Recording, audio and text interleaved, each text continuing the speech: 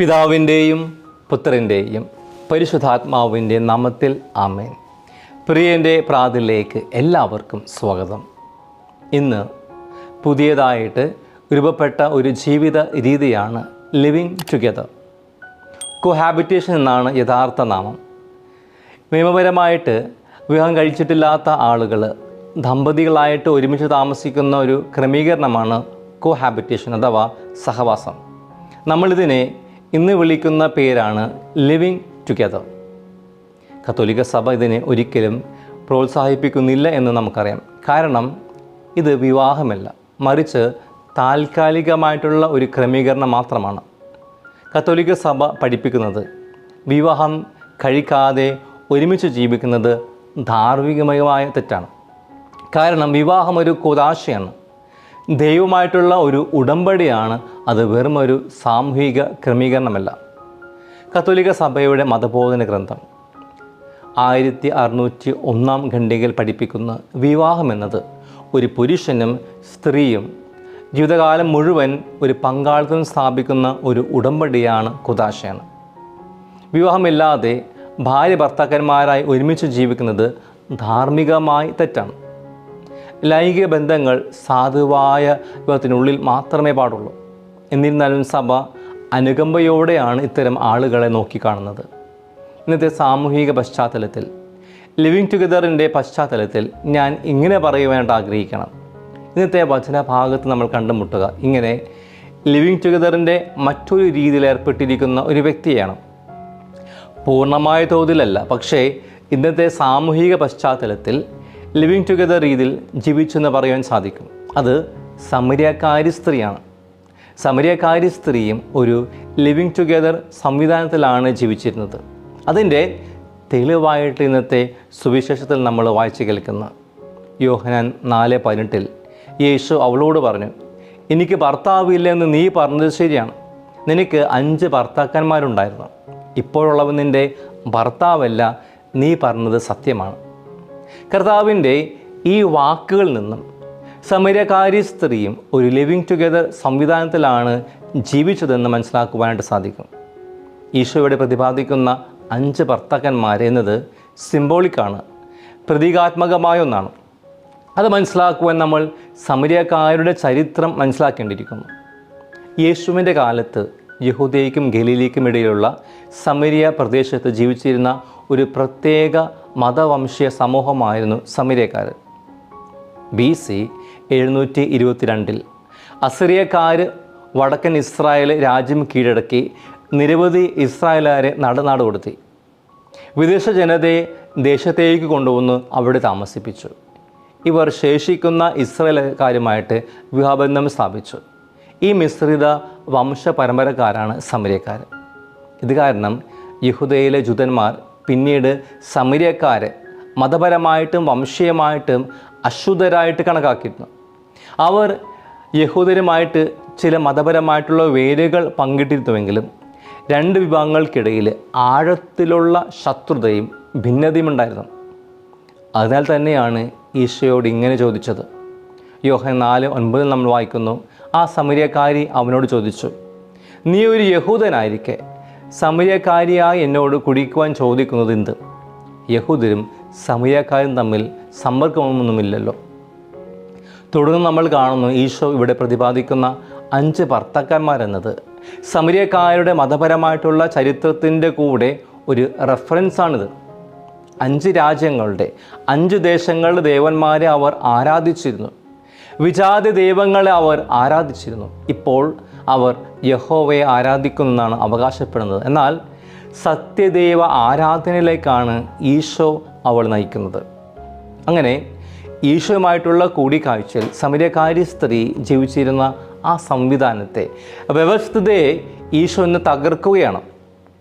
തുടർന്ന് ആ വ്യവസ്ഥിതിയിൽ കഴിഞ്ഞിരുന്ന സമരിയക്കാരി സ്ത്രീക്ക് ഒരു പുതുജീവിതം ഈശോ നൽകുകയാണ്. നിത്യതയിലേക്കുള്ള മാർഗം പറഞ്ഞു കൊടുക്കുകയാണ്. വചനത്തിൽ നമ്മൾ വായിച്ചു കേൾക്കുന്നു യോഹന്നാൻ 4:14 എന്നാൽ ഞാൻ നൽകുന്ന വെള്ളം കുടിക്കുന്നവന് പിന്നീട് ഒരിക്കലും ദാഹിക്കയില്ല. ഞാൻ നൽകുന്ന ജലം അവനിൽ നിത്യജീവനിലേക്ക് നിർഗളിക്കുന്ന ഒരു അരുവിയാകും. അങ്ങനെ നിത്യജീവനിലേക്കുള്ള മാർഗം ഒരു പുതിയ ജീവിത അന്തസ്സിലേക്കുള്ള വഴി ഈശോ വെളിപ്പെടുത്തി കൊടുക്കുകയാണ്. ഈശോയുമായുള്ള കൂടിക്കാഴ്ചയാണ് സമരിയക്കാരി സ്ത്രീയുടെ ജീവിതത്തിൽ ഈ ഒരു മാറ്റം കൊണ്ടുവന്നത്. ഈശോയുമായുള്ള കൂടിക്കാഴ്ചയിൽ ദൈവം കൊണ്ടുവരുന്ന പുതിയ കാര്യങ്ങളും അവിടുന്ന് അവതരിപ്പിക്കുന്ന മാറ്റങ്ങളും ഇവിടെ കാണുവാൻ സാധിക്കും. അവിടുന്ന് ചില സാമൂഹിക വ്യവസ്ഥകളെ തകർക്കുന്നു, തച്ചുടയ്ക്കുന്നു, ആരാധനയെ പുനർനിർവചിക്കുന്നു, നിത്യതയിലേക്കുള്ള ജീവജലം വാഗ്ദാനം ചെയ്യുന്നു. അങ്ങനെ യേശു സാമൂഹിക അതിരുകൾ കടന്നുകൊണ്ട് ലിംഗഭേദം, വംശീയത, മതം, ധാർമ്മികത ഇവ നോക്കാതെ നിത്യജീവൻ, സത്യം, രോഗശാന്തി എന്നിവ പ്രദാനം ചെയ്യുകയാണ് ചെയ്യുന്നത്. അങ്ങനെ 6ാമത്തെ വിവാഹജീവിതം നയിക്കുന്ന സ്ത്രീ തൻ്റെ ഏറ്റവും ആഴമേറിയ ദാഹം ശമിപ്പിക്കുന്നവനെ കണ്ടുമുട്ടുകയാണ്. ഇന്നത്തെ സുവിശേഷത്തിൽ ഒരു മനുഷ്യ പരിഹാരത്തിനും കഴിയാത്തതായിട്ടുള്ള ജീവജലം നൽകിക്കൊണ്ട് യേശു അവളെ തൃപ്തിപ്പെടുത്തുകയാണ്. ഈശോയുമായുള്ള കൂടിക്കാഴ്ചയാണ് സമരിയക്കാരി സ്ത്രീയുടെ ജീവിതത്തിൽ ഈ ഒരു മാറ്റം കൊണ്ടുവന്നത്. അതുവരെ പാപവുമായ ഒരു സഹവാസത്തിൽ ഒരു ലിവിങ് ടുഗദർ സംവിധാനത്തിലാണ് സമരിയക്കാരി സ്ത്രീ ജീവിച്ചിരുന്നത്. ഈ ജീവിതാവസ്ഥയാണ് മാറ്റം സംഭവിച്ചത്. ഒരുപക്ഷെ നമ്മൾ ജീവിക്കുന്നത് പാപവുമായ ഒരു ലിവിങ് ടുഗദർ സംവിധാനത്തിലാണെങ്കിൽ ഈ നോമ്പുകാലം ഒരു ക്ഷണമാണ് ഈശോയുമായിട്ട് ഒരു കൂടിക്കാഴ്ചയ്ക്ക്, ജീവിതത്തിൽ മാറ്റങ്ങൾ കൊണ്ടുവരാൻ. അതായത് പാപവുമായ ഒരു ലിവിങ് ടുഗദറിൽ നിന്നും, ചില വ്യക്തികളുമായിട്ടുള്ള തെറ്റായ ലിവിങ് ടുഗദറിൽ നിന്നും, ചില തഴക്കദോഷങ്ങളുമായിട്ടുള്ള ലിവിങ് ടുഗദറിൽ നിന്നും ജീവിതത്തിൽ മാറ്റങ്ങൾ കൊണ്ടുവരാൻ, രൂപാന്തരപ്പെടുവാനുള്ള വിളിയാണിന്ന് വചനം നമുക്ക് എല്ലാവർക്കും നൽകുന്നത്. യോഹന്നാൻ്റെ സുവിശേഷത്തിലുടനീളം ദൈവം പുതിയ എന്തെങ്കിലും ചെയ്യുന്നതായിട്ട് നമുക്ക് കാണാൻ സാധിക്കും. ഈ മാതൃക നമുക്ക് പലപ്പോഴും കാണാൻ സാധിക്കും. ഉദാഹരണത്തിന് യേശു കാനായിൽ വെച്ച് സാധാരണ വെള്ളത്തെ രൂപാന്തരപ്പെടുത്തുന്നു. ആചാരപരമായിട്ടുള്ള കഴുകലിനായി ഉപയോഗിക്കുന്ന വെള്ളത്തെ അവിടെ നിന്ന് വീനാക്കി മാറ്റുന്നു. ആ വീനാകട്ടെ മേൽത്തരം വീനായിരുന്നു, ഒരു പുതിയ വീനായിരുന്നു. സന്തോഷത്തിൻ്റെയും സമൃദ്ധിയുടെയും പ്രതീകമാക്കി മാറ്റുന്നു. പിന്നീട് നമ്മൾ കാണുന്നു ജെറുസലേം ദേവാലയത്തിൽ വെച്ച് ഈശോ അതിൻ്റെ നാശത്തെക്കുറിച്ച് പ്രഖ്യാപിക്കുന്നു. യോഹന്നാൻ 2:19 നമ്മൾ വായിക്കുന്നു, യേശു മറുപടി പറഞ്ഞു, നിങ്ങൾ ഈ ദേവാലയം നശിപ്പിക്കുക, 3 ദിവസത്തിനകം ഞാനത് പുനരുദ്ധരിക്കും. നാശത്തിൽ നിന്നും പുനരുദ്ധാനത്തിലേക്കാണ് ഈശോ ഇവിടെ വിരൽ ചൂണ്ടുന്നത്. ഇസ്രായേൽ ജനതയുടെ ആരാധനയുടെ കേന്ദ്രത്തെ രൂപാന്തരപ്പെടുത്തുകയാണ് ഈശോ. ആരാധനയെ പുതിയ ആലയത്തിലേക്ക്, അവൻ്റെ ശരീരമായിട്ടുള്ള ആലയത്തിലേക്ക് മാറ്റുകയാണ്. വീണ്ടും നമ്മൾ വചനത്തിൽ കാണുന്നു, നിയമമെല്ലാം നന്നായി അറിയാമായിരുന്നുവെന്ന് ചിന്തിച്ച നിക്കോദെമസ് പക്ഷേ ഈശോയുമായിട്ടുള്ള കൂടിക്കാഴ്ച ഒരു പുതിയ തലത്തിലേക്കാണ് നീങ്ങിയത്. യോഹന്നാൻ 3:3 നമ്മൾ വായിക്കുന്നു, യേശു പറഞ്ഞു, സത്യം സത്യമായി ഞാൻ നിന്നോട് പറയുന്നു, വീണ്ടും ജനിക്കുന്നില്ലെങ്കിൽ ഒരുവനും ദൈവരാജ്യം കാണാൻ കഴിയുകയില്ല. വീണ്ടും ജനിക്കണമെന്നുള്ള ഈശോയുടെ പുതിയ പ്രബോധനം ആദ്യം നിക്കോദെമോസിന് മനസ്സിലായില്ല. എന്നാൽ ഒരു പുതിയ തലത്തിലേക്കാണ് ഈശോ നിക്കോദെമോസിനെ നയിച്ചത്. ദൈവവുമായുള്ള ഓരോ കണ്ടുമുട്ടലും ഓരോ കൂടിക്കാഴ്ചകളും നമ്മുടെ പ്രതീക്ഷകളെ തകർക്കുന്നു, നമ്മുടെ കണക്കൂട്ടുകളെ തെറ്റിക്കുന്നു. കാരണം ദൈവവുമായുള്ള ഓരോ കണ്ടുമുട്ടലും ഓരോ കൂടിക്കാഴ്ചകളും ദൈവത്തിൻ്റെ പുതിയ വഴികളെ വെളിപ്പെടുത്തുന്നു, ദൈവത്തിൻ്റെ പുതിയ സമീപനത്തെ നമുക്ക് പരിചയപ്പെടുത്തുന്നു. ഇതാണ് നോമ്പിൻ്റെ കാതൽ. ഇന്നത്തെ 1-ാം വായനയിൽ നമ്മൾ കണ്ടുമുട്ടുന്ന മരുഭൂമിയിലെ ഇസ്രായേൽക്കാരെ പോലെ നമ്മൾ ശാരീരികമായിട്ട് മാത്രമല്ല ആത്മീയമായും ദാഹം അനുഭവിക്കുന്നവരാണ്. സമരിയക്കാരിയായ സ്ത്രീയെപ്പോലെ നമുക്കുമുണ്ട് ഈ ലോകത്തിലെ ഒന്നും തൃപ്തിപ്പെടുത്താൻ കഴിയാത്ത നിരവധിയായിട്ടുള്ള ആഗ്രഹങ്ങൾ. അവളെപ്പോലെ ഈശോയെ സമീപിക്കുവാൻ ദൈവം നമ്മളെയും ക്ഷണിക്കുകയാണ്. അപൂർണമായ പലതിനെയും ഉപേക്ഷിച്ചുകൊണ്ട് ശാശ്വതമായവയെ സ്വന്തമാക്കുവാൻ, ദൈവവുമായിട്ട് ആഴമേറിയ വ്യക്തിപരവും യാഥാർത്ഥ്യമായിട്ടുള്ള ഒരു കൂടിക്കാഴ്ച നടത്തുവാൻ നോമ്പുകാലം ഈ വ്യക്തിപരമായിട്ടുള്ള സമാഗമത്തിനുള്ള ഒരു കാലമാണ്. ദൈവം ചെയ്യാൻ ആഗ്രഹിക്കുന്ന പുതിയ കാര്യത്തിനായിട്ട് സ്ഥലമൊരുക്കുവാൻ.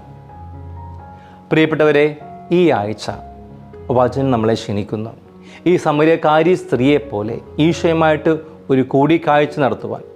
ആ കൂടിക്കാഴ്ച തെറ്റായ പല സഹവാസത്തിൽ നിന്നും മോചനം നേടുവാനായിട്ട് നമ്മെ സഹായിക്കും. ന്യൂജൻ ഭാഷയിൽ പറഞ്ഞാൽ പല വിധത്തിലുള്ള ലിവിങ് ടുഗദറിൽ നിന്നും മോചനം നേടുവാനായിട്ട് നമ്മളെ സഹായിക്കും. അതൊരു പക്ഷേ പാപത്തിൻ്റെതായിരിക്കാം, തഴക്ക ദോഷങ്ങളുടേതായിരിക്കാം, വ്യക്തികളുമായിട്ടുള്ളതായിരിക്കാം. എന്തു തന്നെ ആയാലും ദൈവം നമ്മളെ ക്ഷണിക്കുന്നു. ലിവിങ് ടുഗദറിൽ നിന്നും ദൈവത്തിൻ്റെ കൂടെ ആയിരിക്കുവാൻ, ദൈവത്തോടു കൂടെ ആയിരിക്കുവാൻ, അതിനായി ദൈവം നമ്മളെ എല്ലാവരെയും സഹായിക്കട്ടെ. പിതാവും പുത്രനും പരിശുദ്ധാത്മാവും നിങ്ങളെ അനുഗ്രഹിക്കുമാറാകട്ടെ. ഈശോ മിശിഹായ്ക്ക് സ്തുതിയായിരിക്കട്ടെ.